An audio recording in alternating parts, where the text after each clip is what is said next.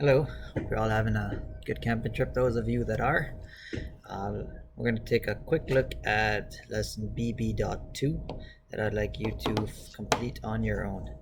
So BB.2 is one simple concept here, and that is the angle sum theorem. Now the angle sum theorem states that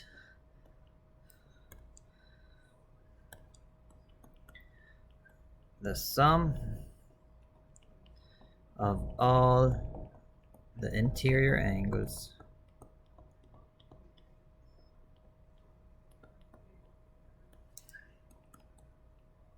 in a triangle is equal to 180 degrees. The sum of all the interior angles in a triangle is equal to 180 degrees. This holds true for every single triangle you can possibly make. So the extent of this lesson is basically you'll be given a triangle with some sides, and can you solve for the missing angle, or with two angles, and can you solve for the missing angle. So if I have a triangle that has 115 degree angle over here, and I got a 34 degree angle here, it's asking me what angle is angle S. And to solve that, I know all of these together is 180, so I can go 180 subtract 115 subtract 34, and that'll give me my missing angle.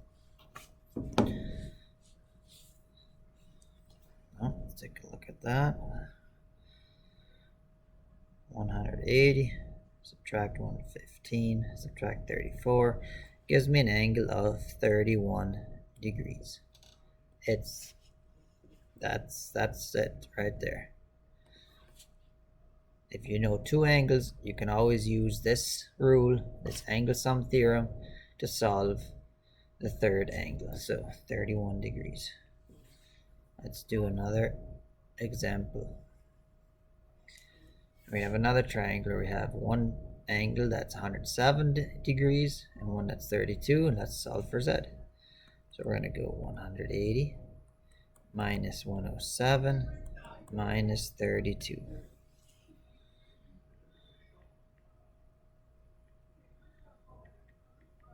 And that's getting me an angle of 41 degrees.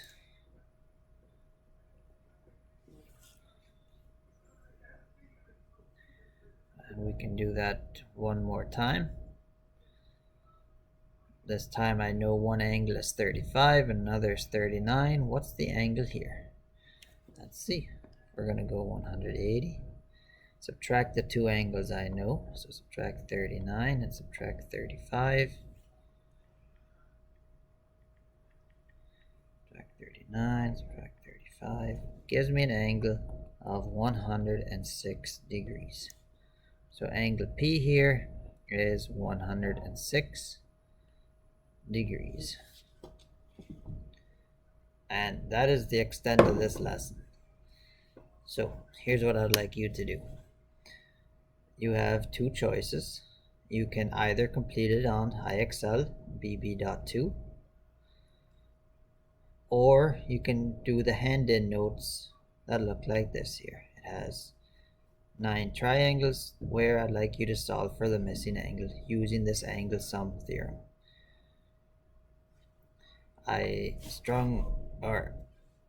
Hint, this worksheet is a lot easier than the IXL lesson. The IXL lesson, as it jumps higher, you might end up with things like 2s. So you're solving for an equation rather. For instance, here, instead of just s, you get a s plus 50. And these are still solvable, but for the sake of time this year, I don't need you to do that. So I would encourage you to try the IXL lesson if you'd like. However, completing this worksheet and submitting it on Google Classroom is all that's required for full marks on this idea. Thank you. That's all, and see you next week.